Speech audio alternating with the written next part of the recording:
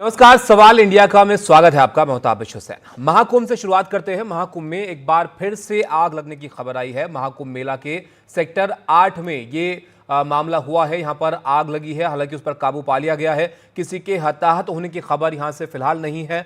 आग के चलते कई शिविर लेकिन जलकर खाक हो गए हैं। मौके पर फायर ब्रिगेड और एनडीआरएफ की टीम यहां पर तुरंत पहुंची है। तो महाकुंभ मेला के सेक्टर 8 में यहां पर आग लगने की खबर आई थी, जिसके बाद ये तस्वीरें भी आई हैं, जिसमें आप देख सकते हैं वहां पर धुआं उठता हुआ नजर आ रहा है। और तुरंत इसके बाद हरकत में फायर ब्रिगेड आई, एनडीआरएफ आई और तुरंत मौके पर उनको वहां पर पहुंचाया गया और इस आग पर काबू यहां पर पाया गया है। अब तक जो खबर आ रही है उसके मुताबिक कोई हताहत यहां पर नहीं हुआ है, लेकिन नुकसान जरूर थोड़ा हुआ है क्योंकि कई शिविर यहां पर जलकर खाक हो गए हैं। पल्लव हमारे साथ हैं। पल्लव, फिलहाल क्या स्थिति है, बताइए। आग को पूरी तरह बुझा लिया गया है और कितना नुकसान हुआ है वहां? हाँ, देखिए ताबिश, जो है आग को फिलहाल बुझा लिया गया है। घटना हुई उसके तुरंत बाद जो है मौके पर फायर ब्रिगेड और एनडीआरएफ की टीम थी, वो पहुंच गई थी। क्योंकि देखिए जो 25 सेक्टर यहाँ बने हैं, उसमें हर सेक्टर में जो है फायर ब्रिगेड की गाड़ियाँ मौजूद रहती हैं, चाहे मोबाइल वैन हो या फिर जो बड़ी गाड़ियाँ हैं। तो जैसे सूचना मिली जो है तुरंत 5 से 10 मिनट के अंदर जो है फायर ब्रिगेड की गाड़ियाँ और एनडीआरएफ की टीम पहुँच गई और मौके पहुँच के उन्होंने जो है आग पर काबू पा लिया। हालांकि जो 2 जगह आग लगी थी, एक कवि मानस मंडल था, दूसरा था उपभोक्ता संरक्षण समिति। तो जो पहली जगह आग लगी थी वहाँ पर 3 से 4 टेंट जलकर राख हुए और जो दूसरी जगह आग लगी थी वहाँ पे 2 से 3 टेंट जो है वो जलकर राख हुए। हालांकि राहत की बात यह है कि कोई जनहानि नहीं हुई है। सामान हालांकि जो टेंट के अंदर थे वो जलकर पूरी तरह से राख हो गए हैं। लोग वहाँ मौजूद नहीं थे, तो ये एक अच्छी बात थी। लेकिन ये 5वां मौका है पूरे महाकुंभ के दौरान का जब लगातार ऐसे मामले सामने आ रहे हैं कि कई अलग अलग शिविर में जो है आग लग रही। सबसे पहले आपको याद होगा कि 19 जनवरी को आग लगी थी सेक्टर जो है 19 में, फिर 30 तारीख को, फिर 7 फरवरी को, फिर 5 तारीख को, फिर आज। तो लगातार ये आग घटना सामने आ रही है। लेकिन अच्छी बात यह है कि जो आज घटना हुई है उसमें कोई जनहानि नहीं हुई है। मौके पहुंचकर टीमों ने जो है स्थिति को सामान्य कर लिया है और वहां पर आग पर फिलहाल जो है ताबिश काबू पा लिया गया है। लेकिन कुछ पता चल पाया इसकी वजह के बारे में यहाँ पर कि क्या वजह रही इस आग की? अब फिलहाल देखिए जो वहाँ मौके पर अधिकारी मौजूद थे उन्होंने कहा कि पहली प्राथमिकता हमारी स्थिति को सामान्य करने की है, मामले की जांच की जाएगी और ये पता लगाया जाएगा कि आखिर क्यों जो है आग लग गई। लेकिन अब तक जो आग कई जगहों पे लगी उसमें सामान्य तौर पे ये साफ तौर पे पता चला है कहीं पे सिलेंडर की वजह से आग लग गई है, कहीं शॉर्ट सर्किट की वजह से। तो क्या ये सिलेंडर की वजह से आग लगी है या कोई शॉर्ट सर्किट की वजह से, ये जांच का विषय है और अधिकारियों ने कहा कि जांच होने के बाद वो इसके बारे में विस्तृत जानकारी देंगे। लेकिन प्राथमिक तौर पर जो उन्होंने ये कहा है कि ऐसा लग रहा है कि कहीं पर कुछ शॉर्ट सर्किट शायद हुआ है जिस वजह से ये पूरी घटना हुई है। लेकिन सही क्या वजह है ये जाँच का विषय है। ताबिश जी बिल्कुल, बहुत शुक्रिया पल्लव आपका ये जानकारी और तस्वीरें हम तक पहुंचाने के लिए। तो एक और मामला आग लगने का यहां पर सामने आया था, लेकिन तुरंत इस पर काबू पा लिया गया। कोई हताहत यहां पर नहीं हुआ है, रात की बात ये रही है, लेकिन थोड़ा नुकसान जरूर हो गया है क्योंकि कुछ टेंट यहां पर इसकी वजह से जल गए हैं। इस पर सीएफओ की क्या प्रतिक्रिया है वो भी आपको दिखाते हैं। जी, अभी टेंट में एक आग लगी थी। हमें हमारे टावर ड्यूटी वाले ने देखा धुआं को और तत्काल हमारी गाड़ियां निकली, तुरंत आके यहाँ पे आग को काबू में पा लिया गया। कितने बजे की कॉल थी? ये लगभग अभी बज रहे हैं, लगभग 3 बजे की कॉल होगी। मुझे एग्जैक्ट नहीं अभी पता है। और उसके बाद हमारी गाड़ी तुरंत 1 मिनट के अंदर यहीं आ गई थी और तुरंत बुझा लिया गया था। बाकी किस चीज़ में आग लगी थी और क्या कोई इंजरी वगैरह भी है लोगों जी, टेंट में आग लगी थी, कोई इंजरी नहीं है, कोई भी दुर्घटना नहीं हुई है। को? खाली टेंट था क्या है? जी, खाली टेंट थे। हाँ।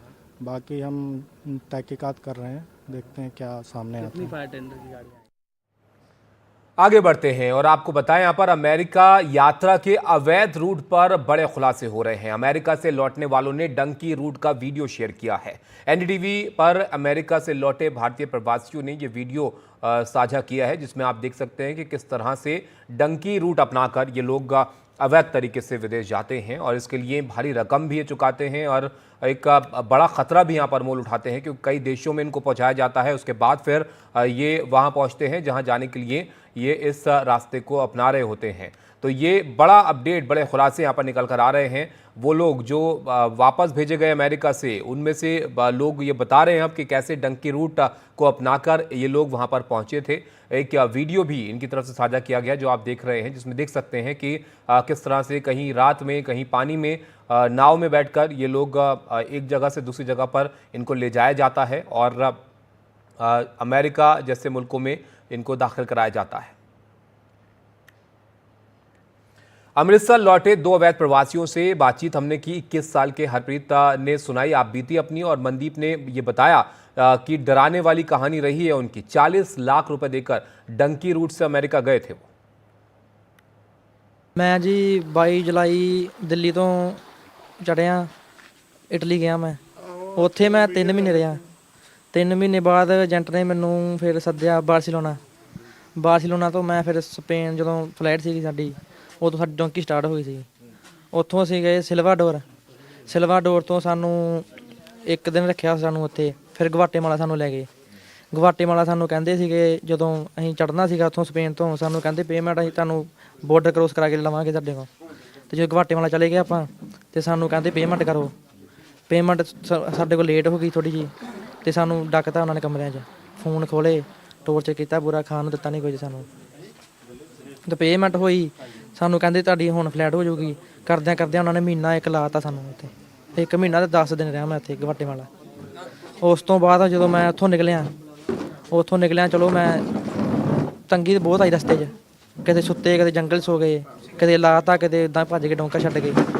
ਮਾਫੀਆ ਪਿਆ ਸਾਡੇ ਮਗਰ, ਖਾਣ ਨੂੰ ਅਸੀਂ ਭੁੱਖੇ ਢਿੱਡ, ਇੱਦਾਂ ਕੱਪੜੇ ਵੀ ਨਹੀਂ ਪਾਏ ਅਸੀਂ। आपका मनदीप जी कैसा सफ़र रहा? ਸਫ਼ਰ ਸਰ ਮੇਰਾ ਬਹੁਤ ਗੰਦਾ ਰਿਹਾ। ਮੇਰਾ ਨਹੀਂ, ਤਕਰੀਬਨ ਸਾਰਿਆਂ ਦਾ ਸਫ਼ਰ ਗੰਦਾ ਰਿਹਾ। ਗੱਲਬਾਤ ਇੱਥੋਂ ਏਜੰਟ ਕੋਈ ਕਰ ਲੈਂਦੇ ਆ, ਰਸਤੇ ਦੇ ਵਿੱਚ ਜਾ ਕੇ ਬੰਦਾ ਪਰੇਸ਼ਾਨ ਹੁੰਦਾ ਹੈ, ਕਿਉਂਕਿ ਪਹਿਲੋਂ ਇੱਥੋਂ ਕਹਿ ਦਿੰਦੇ ਤੁਹਾਨੂੰ 1 ਨੰਬਰ ਦੇ ਵਿੱਚ ਭੇਜਣਾ ਆ। ਜਦੋਂ 2-4 ਫਲਾਈਟਾਂ ਹੋ ਜਾਂਦੀਆਂ, ਬੰਦਾ ਵੀ ਇਹ ਸੋਚਦਾ ਕਿ 1 ਨੰਬਰ 'ਚ ਹੀ ਜਾ ਰਹੇ ਆ। ਰਸਤੇ ਦੇ ਵਿੱਚ ਜਾ ਕੇ ਇਹੋ ਜਿਹੀ ਜਗ੍ਹਾ 'ਤੇ ਫਸ ਜਾਂਦਾ ਆ, ਫਿਰ ਬੰਦੇ ਨੂੰ ਗੱਡੀਆਂ 'ਤੇ ਹੀ ਸਫ਼ਰ ਕਰਨਾ ਪੈਂਦਾ। ਰਸਤੇ ਦੇ ਵਿੱਚ ਜਾ ਕੇ ਬੰਦਾ ਜਦੋਂ ਇੰਨਾ ਪਰੇਸ਼ਾਨ ਹੋ ਜਾਂਦਾ, ਫਿਰ ਬੰਦਾ ਇਹ ਕਹਿੰਦਾ ਯਾਰ ਜਿਵੇਂ ਤੁਸੀਂ ਭੇਜਣਾ ਉਵੇਂ ਭੇਜ ਦਿਓ।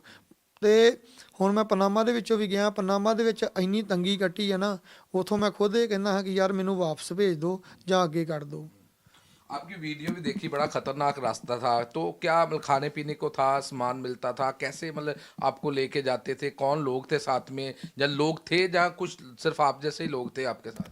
ਸਰ ਮੇਰੇ ਨਾਲ ਉਹੀ ਜਾਂ ਤਾਂ ਇੰਡੀਅਨ ਸੀ, ਕੋਈ ਕੋਲੰਬੀਆ ਦੇ, ਕੋਈ ਮਤਲਬ ਆਪਣਾ ਬ੍ਰਾਜ਼ੀਲ ਆ, ਕੋਈ ਪੇਰੂ ਦਾ, ਤਕਰੀਬਨ ਮਿਕਸ ਕੰਟਰੀਆਂ ਵਾਲੇ ਬੰਦੇ ਸੀ। ਅਤੇ ਖਾਣ ਪੀਣ ਲਈ ਸਿਰਫ ਇੱਕ ਮੈਗੀ ਹੁੰਦੀ ਹੈ ਕੋਲ, ਜਾਂ ਬਿਸਕੁਟ ਹੋਏਗਾ ਜਾਂ ਟੌਫੀਆਂ ਹੋਏਗਾ। ਇਸ ਚੀਜ਼ ਦੇ ਨਾਲ ਕਿਉਂਕਿ ਬੰਦੇ ਨੇ ਹੁੰਦਾ ਕਿ ਮੈਂ ਜਲਦੀ ਤੋਂ ਜਲਦੀ ਸ਼ਾਇਦ ਕ੍ਰੋਸ ਹੋ ਜਾਣਾ ਹੈ, ਕਿਸੇ ਵੇਲੇ ਇੱਦਾਂ ਦੀ ਪ੍ਰੋਬਲਮ ਆ ਜਾਂਦੀ ਹੈ, ਬੰਦੇ ਨੂੰ 7-7 ਦਿਨ ਵੀ ਭੁੱਖੇ ਰਹਿਣਾ ਪੈਂਦਾ ਆ। ਸਿਰਫ ਪਾਣੀ ਦੇ ਸਹਾਰੇ ਬੰਦਾ ਟਾਈਮ ਕੱਢਦਾ ਆ। आपको किश्ती पे भी लेके गए थे, वो किश्ती वाला सफ़र क्या था और कितना डेंजरस था? ਕਿਸ਼ਤੀ ਦਾ ਸਫ਼ਰ ਸਰ 3.5 ਘੰਟੇ ਦਾ ਸਫ਼ਰ ਸੀ। ਬੰਦਾ ਮਤਲਬ ਜਿਹੜੇ ਮੇਰੇ ਤੋਂ ਪਹਿਲਾਂ ਗਏ ਸੀ ਉਹਨਾਂ ਨੇ ਇਹ ਦੱਸ ਦਿੱਤਾ ਸੀ ਕਿ ਮਨਦੀਪ ਜਿਹੜੀ ਕਿਸ਼ਤੀ ਆਉਣੀ ਹੈ ਨਾ, ਉਹਦੇ ਵਿੱਚ ਧਿਆਨ ਨਾਲ ਆਉਣਾ, ਬਹੁਤ ਮਤਲਬ ਖਤਰਨਾਕ ਏਰੀਆ ਆ। ਚਲੋ ਅਸੀਂ 3.5 ਘੰਟੇ ਦਾ ਸਫ਼ਰ ਕੀਤਾ। ਵਾਹਿਗੁਰੂ ਦਾ ਨਾਮ ਧਿਆ ਕੇ ਕੀਤਾ ਹੈ ਕਿ ਯਾਰ ਕਿਸੇ ਤਰੀਕੇ ਨਾਲ ਸਾਡੀ ਜਾਨ ਬਚ ਜੇ। ਬਹੁਤ ਜ਼ਿਆਦਾ ਗੰਦਾ ਸਫ਼ਰ ਸੀ। ਉਹਦੇ ਵਿੱਚ ਬੰਦਿਆਂ ਦੇ ਕਈਆਂ ਦੇ ਬੈਗ ਤੱਕ ਵੀ ਰੁੜ ਗਏ ਆ। ਜੇ ਕੋਈ ਬੈਗ ਫੜਨ ਦੀ ਕੋਸ਼ਿਸ਼ ਕਰਦਾ ਸੀ, ਉਹਨਾਂ ਨੂੰ ਅਸੀਂ ਮਨਾ ਕਰ ਦਿੰਦੇ ਹਾਂ ਕਿ ਯਾਰ ਬੈਗ ਨਾ ਫੜ, ਬੈਗ ਦੇ ਨਾਲ ਇੱਕ ਵਾਰੀ ਵੀ ਤੂੰ ਥੱਲੇ ਡਿੱਗ ਗਿਆ ਨਾ, ਤੇ ਇਹਨਾਂ ਨੇ ਕਿਸ਼ਤੀ ਨਹੀਂ ਰੋਕਣੀ, ਇਹਨਾਂ ਨੇ ਕਿਸ਼ਤੀ ਚਲਾਈ ਜਾਣੀ। ਉੱਥੇ ਕਿਸੇ ਨੂੰ ਕਿਸੇ ਨਾਲ नहीं, मतलब रुड़ गया मर गया कोई नहीं पूछता। अब आगे बढ़ते हैं और दिल्ली सरकार की बात करते हैं। दिल्ली में नई सरकार के गठन पर बड़ी खबर सामने आई है। 20 फरवरी को नई सरकार की शपथ दिल्ली में होगी और 19 फरवरी को विधायक दल की बैठक किससे पहले होगी। सूत्रों के हवाले से ये तमाम जानकारी अब तक बाहर आ रही है। रामलीला मैदान में शपथ ग्रहण समारोह किया जा सकता है। विधायक दल की बैठक में नेता चुना जाएगा कि कौन दिल्ली का मुख्यमंत्री अब यहाँ पर होने वाला है, और इस नई सरकार का शपथ ग्रहण 20 फरवरी को दिल्ली के रामलीला मैदान में हो सकता है।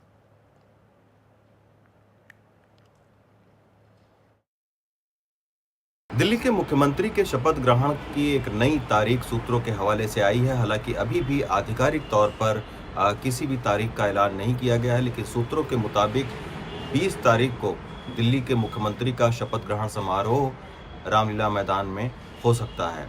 इसके अलावा ये भी खबर आई है कि 18 या 19 तारीख को जो नेता विधायक दल का होगा उसकी एक बैठक होगी, और ये बैठक 14 पंतमार्ग के कार्यालय, जो बीजेपी का कार्यालय है, वहाँ पर होगी।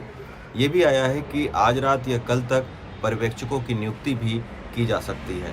हालांकि अभी तक ये उम्मीद जताई जा रही थी कि 15 तारीख को प्रधानमंत्री के विदेश दौरे से लौटने के बाद में कभी भी किसी भी वक्त पर्यवेक्षक की नियुक्ति हो सकती है, लेकिन इसी भी 16 तारीख को रेलवे स्टेशन में भगदड़ मचने के वजह से बीजेपी ने अपने सारे सार्वजनिक जो कार्यक्रम हैं उसको स्थगित कर दिया था। तो इसी के चलते अब एक नई तारीख आई है।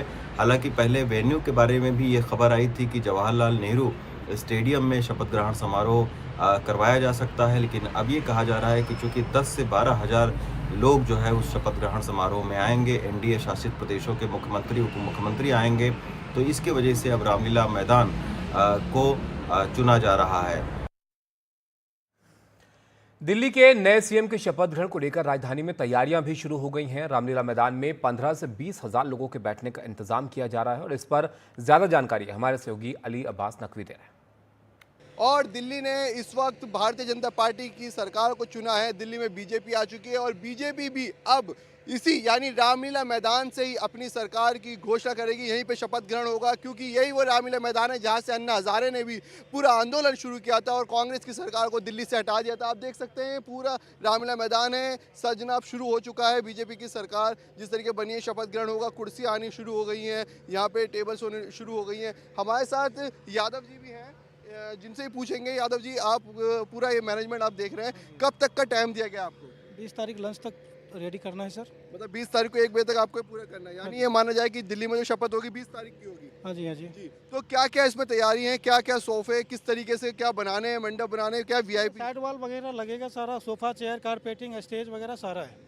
और वीआईपी एंट्रीज के लिए क्या कुछ बताई गई है? अभी कुछ फाइनलाइज नहीं है, दोबारा मीटिंग होना है अभी, उसके बाद जो है फाइनल होगा, उसके बाद डिसीजन लिया जाएगा कहाँ पे क्या है नहीं है।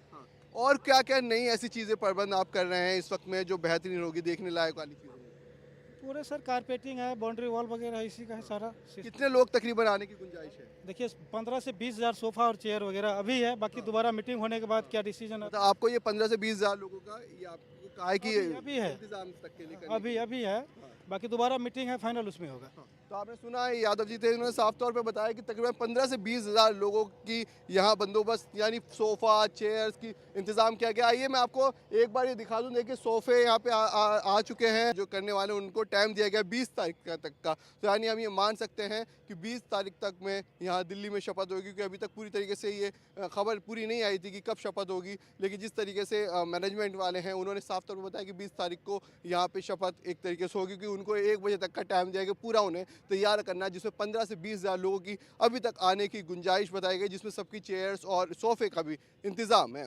अब देखना होगा 20 तारीख को जब ये पूरा शपथ ग्रहण होगा तो दिल्ली का सीएम कौन बनेगा। कैमरा पर्सन कमल के साथ मैं अली अब्बास नकवी, एनडीटीवी के लिए। तो आपने देखा किस तरह से तैयारियां अब नई सरकार के शपथ ग्रहण के लिए यहां पर की जा रही हैं। आम आदमी पार्टी के नेता गोपाल राय प्रेस कॉन्फ्रेंस कर रहे हैं। अब सीधा आपको वहां लिए चलते हैं और देखते हैं कि वो क्या कह रहे हैं। हाँ है आम आदमी पार्टी और बीजेपी के प्रति केवल 2% का अंतर है। तो हमने ये निर्णय लिया है कि हमें जनता की जो आवाज़ है, जनता की आकांक्षा है, जो हमारे तरफ व्यक्त किया है लोगों ने, उनके साथ खड़ा होना है, उनकी आवाज़ को आगे बढ़ाना है। और उसके लिए हमें संगठन को मजबूत करने के लिए उसके पुनर्गठन की प्रक्रिया हम लोग आगे शुरू करेंगे। इसके लिए निचले स्तर पर जो संगठन के पदाधिकारी हैं उनके साथ भी हम बैठक करेंगे। 19 तारीख को हम पार्टी मुख्यालय पर हमारे जो विधानसभा के ऑब्जर्वर्स हैं, जिला सचिव, हमारे विधानसभा अध्यक्ष हैं, संगठन मंत्री हैं, इनके साथ हम बैठक करेंगे। 22 तारीख को जो हमारे फ्रंटल के जो पदाधिकारी हैं प्रदेश के अध्यक्ष हैं, संगठन मंत्री, उपाध्यक्ष हैं सभी संगठनों के, उनके साथ हम बैठक करेंगे और उनसे भी हम रिपोर्ट लेंगे इस चुनाव को लेकर के, ग्राउंड रिपोर्ट। और आगे इसके आधार पर संगठन के पुनर्गठन को लेकर के हम लोग बढ़ेंगे, जिससे कि और मजबूती के साथ संगठन को आगे बढ़ाया जाए। दिल्ली और आसपास के शहरों के लोगों की नींद आज सुबह भूकंप के तेज झटके से खुली। राष्ट्रीय भूकंप विज्ञान केंद्र के मुताबिक भूकंप सुबह 5:36 पर आया और इसकी तीव्रता 4 थी। बहुत से लोगों ने भूकंप के साथ एक तेज आवाज भी सुनी। बहुत से लोग अपने अपने घर के बाहर दिल्ली एनसीआर में भूकंप के तेज झटके महसूस करने के बाद निकल आए और इस भूकंप के बाद प्रधानमंत्री नरेंद्र मोदी ने लोगों से शांति बनाए रखने की अपील की है और शांत रहने की अपील की है। उन्होंने कहा कि अधिकारी हालात पर नजर बनाए हुए हैं। राष्ट्रीय भूकंप विज्ञान केंद्र के मुताबिक इस भूकंप का केंद्र धौला कुआं के झील पार्क के क्षेत्र में 5 किलोमीटर की गहराई पर था।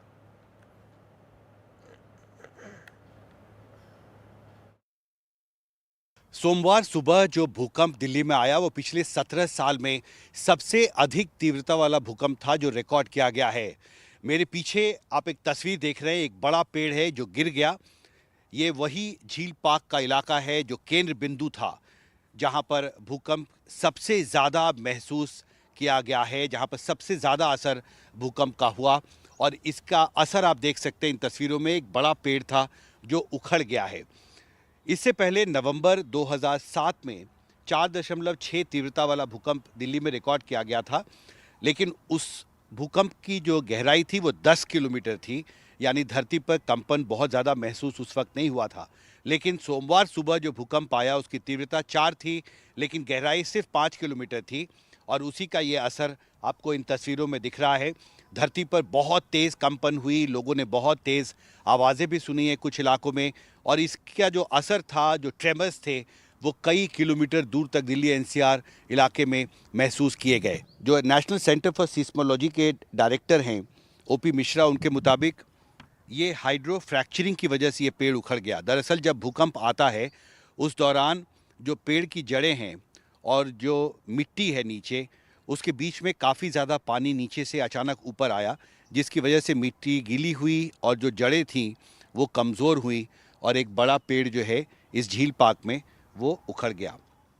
फिलहाल राहत की बात यह है कि अभी तक कोई आफ्टर शॉक रिकॉर्ड नहीं किया गया है दिल्ली में।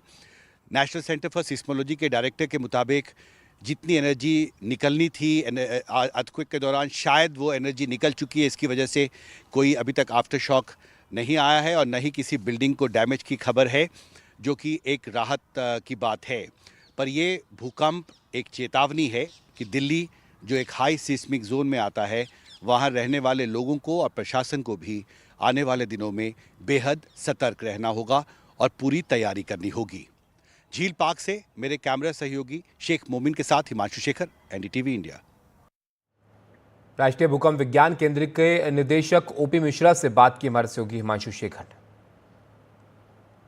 पिछले 17 साल में सबसे अधिक तीव्रता वाला भूकंप दिल्ली में लोगों ने सुबह सुबह महसूस किया। मेरे साथ ओपी मिश्रा हैं जो डायरेक्टर हैं नेशनल सेंटर फॉर सिस्मोलॉजी में। क्या विशेष था इस भूकंप के बारे में जिसने दहला दिया आज सुबह सुबह लोगों को? सबसे पहला है कि ये जो अर्थक्वेक जो हुआ 5:36:55 में, ये बहुत ही सैलो अर्थक्वेक था। ज़मीन की गहराई केवल 5 किलोमीटर थी, और जो होने का टाइम जो था वो बहुत ही सुबह था, जिससे बहुत लोग सोए रहते हैं, उठते भी नहीं है। तो उस सुबह में नीरवता के चलते और गहराई कम होने के चलते जो है लोगों को काफ़ी झटका महसूस हुआ। और ये अर्थक्वेक जो है ऐसे जगह पर हुआ जहाँ पर काफ़ी इंफ्रास्ट्रक्चर्स भी रहे हैं, और बहुत तेज़ आवाज़ उन्होंने सुनी, घड़घड़ाहट की, ऐसा लगा कि 2 ट्रेनें टकरा रही हैं या कोई बड़ा एक्सीडेंट हो गया है। ये नॉइज़ जो था, ये आवाज़ जो थी, ये किस चीज़ की आवाज़? एक्चुअली ये जो है ना, ये सब सरफेस सैलो सेस्मिक नॉइज जिसको बोलते हैं। जब अर्थक्वेक जो बहुत ही सैलो डेप्थ पे होता है तो सेस्मिक एनर्जी सरफेस की तरफ आती है, और आने के बाद जो है वो रॉक मटेरियल्स जो भी होते हैं सैलो लेयर का, और मैंने 1 किलोमीटर तक जब पहुंचता है तो रंबलिंग साउंड होता है, जिसमें कि reverberation of the seismic wave बोलते हैं। और वो जो है एयर के साथ जो है मिलके और बहुत दूर तक इसकी साउंड सुनाई पड़ती है। तो ये हर जगह होता है, इसको सबट्रोपियन नॉइज भी बोलते हैं इसको। तो ये सैलो सेस्मिक नॉइज फेनोमेना इसको बोलते हैं, जो हर शॉर्ट अर्थक्वेक के लिए होता है, या कोस्टल बेल्ट में होगा तो वहाँ भी ये सुनाई पड़ेगा। तो यहाँ पर सैलो 5 किलोमीटर था, इसलिए ये सुनाई पड़ा रंबलिंग। अभी तक कोई क्रैक या कोई फ्रैक्चर या डैमेज का रिपोर्टिंग नहीं है। इसका मतलब है कि उसके जो स्ट्रक्चर जो है, आपका जो पार्क झील धौला कुआं के जो इर्द गिर्द जो स्ट्रक्चर्स हैं, वो 4 मैग्नीट्यूड के 5 किलोमीटर डेप्थ के लिए रिस्क रेजिलियंट है, और ये रिस्क प्रूफ है यदि डैमेज एकदम नहीं हुआ है तो लगता है कि ये सिग्नेचर जो है काफ़ी एक टेस्टिंग टाइप का है कि स्ट्रक्चर वहाँ पर जो है 4 मैग्नीट्यूड का अर्थक्वेक 5 किलोमीटर डेप्थ पर 4 इंटेंसिटी के लिए कहीं डैमेज हुआ कि नहीं। तो अभी तक कोई डैमेज का रिपोर्ट तो नहीं है, क्रैक का भी बिल्डिंग का रिपोर्ट नहीं है। हमारा जो वेल डिजाइंड जो मेट्रो है धौला कुआं का, वो भी सेफ है।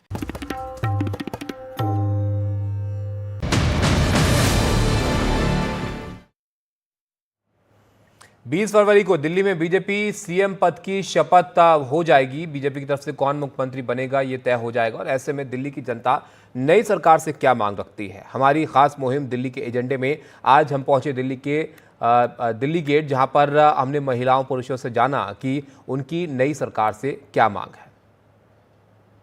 वहीं अब हम दिल्ली के एजेंडा में आए हुए हैं, अजमेरी गेट साइड जो चांदनी महल मध्य दिल्ली में पड़ता है। और इस वक्त में हम लोगों से देखिए यहाँ पे स्कूटर वाले हों चाहे ये आम जनता, उनसे भी अपने फॉर्म भरवा रहे हैं। अंकल, आपने फॉर्म भरा दिल्ली का एजेंडा का? एक बार सामने आ जाइए जी। क्या क्या आपने दिखाया इसमें, सफाई बताइए।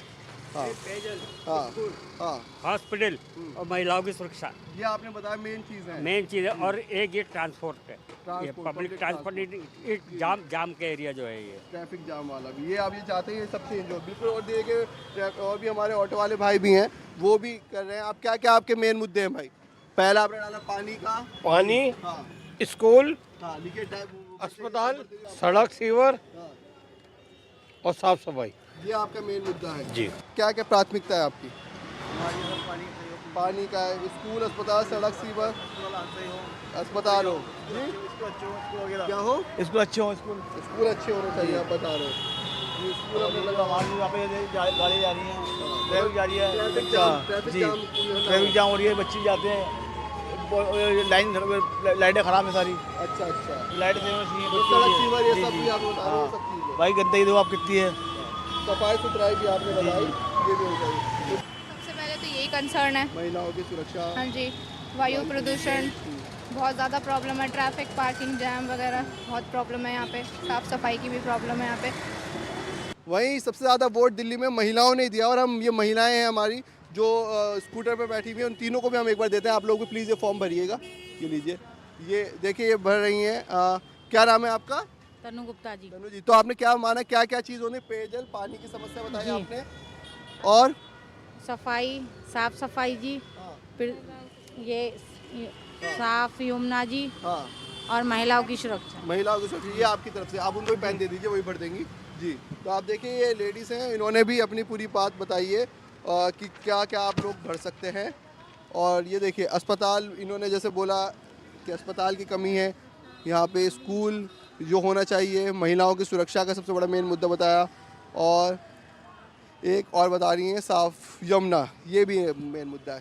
तो क्या मानते हैं आप, ये सारे इशू सबसे पहले होने चाहिए? सरकार ये बना जी, होना चाहिए, ये वाले होने चाहिए जी। आपकी भी क्या राय है? जी, मेरी भी यही राय है, होनी चाहिए। बिल्कुल, तो आप देख सकते हैं महिलाएं भी थी जिन्होंने फॉर्म भरे हैं, और आप लोगों से भी हम ये गुजारिश करेंगे जो क्योंकि अभी सरकार दिल्ली की बनने वाली है, आप जल्द से जल्द अपना QR स्कैन कोड भी आपको दिख रहा होगा, साथ साथ में आप हमारी वेबसाइट पे भी जाके NDTV पे ऑनलाइन दिल्ली का एजेंडा आप इस सर्वे अपना कर सकते हैं, जिसमें आप 5 टिक आपको लगाने सिर्फ 1 मिनट लगेगा आपको, और उसमें आप अपने मेन मुद्दे जो अपने इलाके के हैं वो आप बता सकते हैं, जिसे हम दिल्ली की सरकार तक पहुँचाएँगे। कैमरा पर्सन कमल के साथ मैं अली अब्बास नकवी, NDTV के लिए। महाकुंभ समाप्ति की ओर है, और ऐसे में जिन लोगों ने आस्था की डुबकी नहीं लगाई है वो प्रयागराज की ओर रुख कर रहे हैं।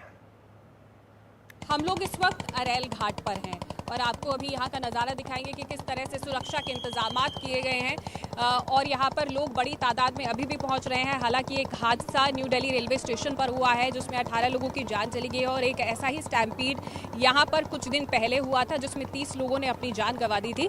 बावजूद इसके यहाँ पर जोश में कोई कमी नहीं है, श्रद्धालु लगातार यहाँ पर आ रहे हैं क्योंकि महज 1 हफ्ता बचा है और लोग चाहते हैं कि यहाँ पर पहुँचे और किसी न किसी तरीके से पहुँच जाएँ और स्नान करें यहाँ पर, यही एक मकसद होता है। तो बहुत सारे लोग आए हैं। सर, आप कहाँ से आए हैं और आप क्या किस आस्था के साथ आए हैं? हम बम्बई से आए हैं।